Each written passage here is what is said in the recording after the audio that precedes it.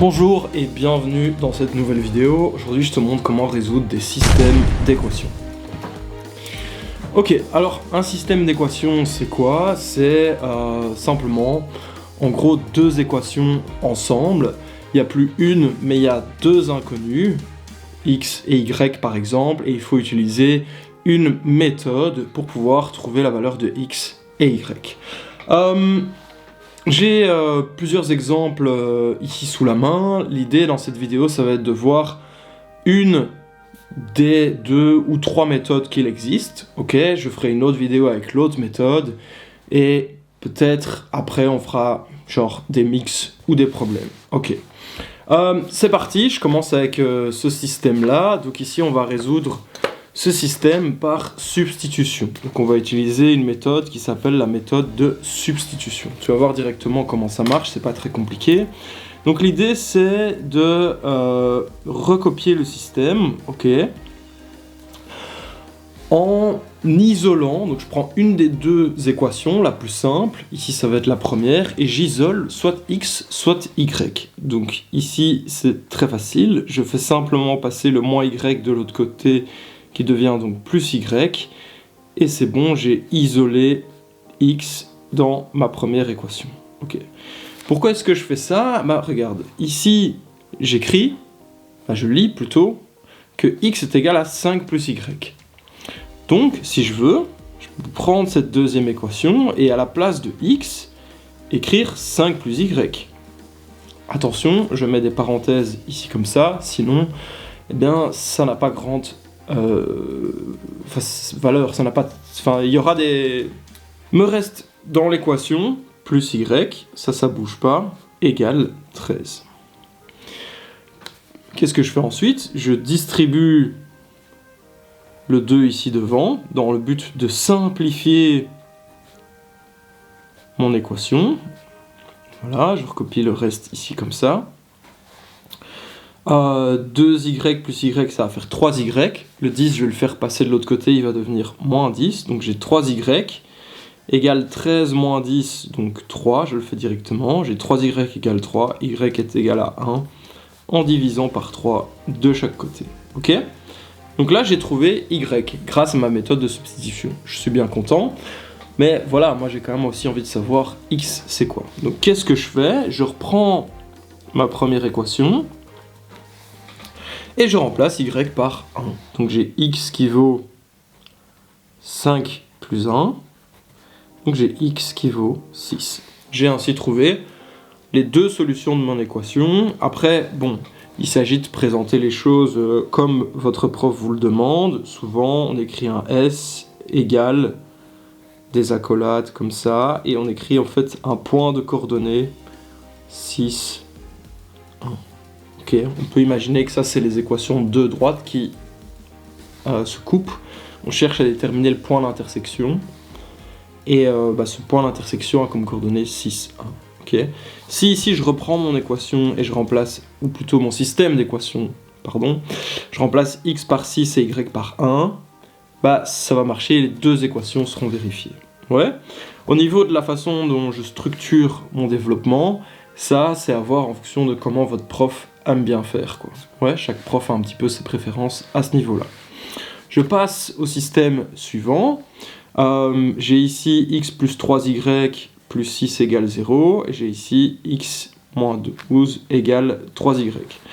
Pareil, je vais prendre une des deux équations et je vais isoler x. C'est plus simple puisque le x est tout seul. Ici, j'aurais du 3, il faudrait diviser, c'est embêtant. Donc je vais prendre quoi, la deuxième, je pense. Cette fois-ci, c'est quand même plus simple. Donc, je recopie la première. Et la deuxième, j'isole x simplement en faisant passer le moins 12 de l'autre côté qui devient plus 12. Et donc, je vais prendre celle-là et je vais remplacer x par ça en fait. Donc, j'aurai 3y plus 12. Je mets bien les parenthèses, comme ça je suis sûr de ne pas me tromper, même si ici je vais pouvoir les enlever directement. Voilà. J'enlève une parenthèse, 3y plus 3y, 6y. Ici, ça me fera 12 plus 6, 18. Ok, donc 6y égale moins 18. Donc y égale moins 3, je divise par 6 de chaque côté. Ok. J'ai envie de savoir ce que vaut x. Je prends par exemple cette équation-là. Je pourrais prendre l'autre. Ben donc x est égal à 3 fois moins 3 plus 12. Ok. Donc moins 9 plus 12. 3. Ok. Et donc au niveau de ma solution,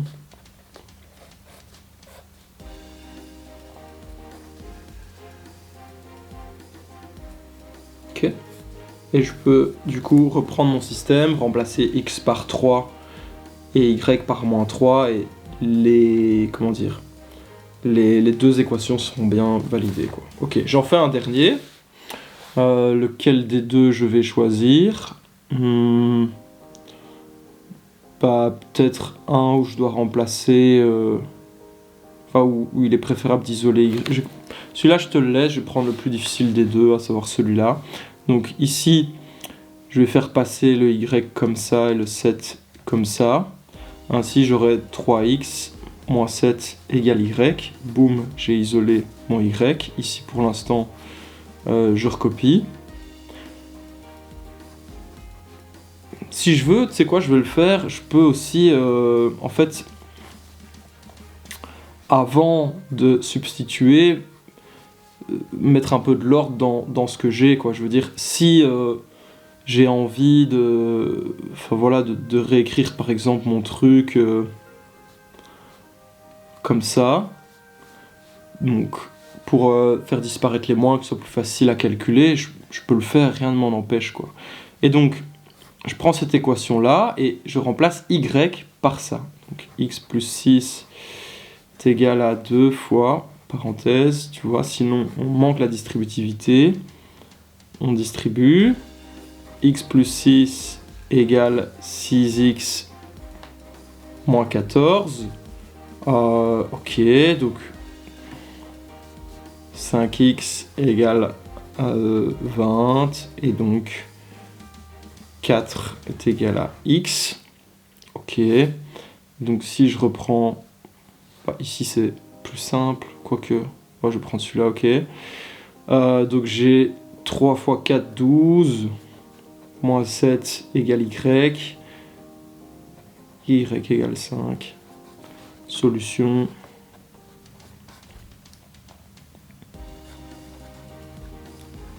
Voilà, rien de bien méchant, j'espère que ça a été. Fais cet exercice-là par toi-même, n'hésite pas à faire ceux de ton cours aussi. Ça, c'était la méthode de substitution. Dans la prochaine vidéo, je te présente la méthode des combinaisons linéaires.